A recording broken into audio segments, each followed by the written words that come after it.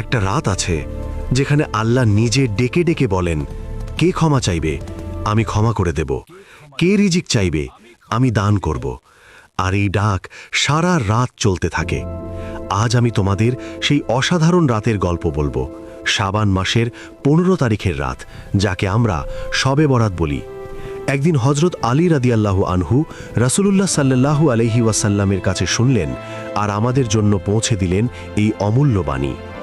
রাসূল সাল্লাল্লাহু আলাইহি ওয়াসাল্লাম বললেন, যখন শাবানের মাঝামাঝি রাত আসে, অর্থাৎ 15 তারিখের রাত, তখন তোমরা সেই রাত জেগে ইবাদত করো আর পরের দিন রোজা রাখো, কারণ সূর্য ডোবার সাথে সাথে আল্লাহ তাআলা দুনিয়ার আকাশে তার রহমতের বিশেষ তাজাল্লি নিয়ে নেমে আসেন। তারপর শুরু হয় সেই অবিশ্বাস্য ঘোষণা। আল্লাহ বলতে থাকেন, কে আছে যে আমার কাছে ক্ষমা চাইবে, আমি তাকে ক্ষমা করে দেব। কে আছে রিজিক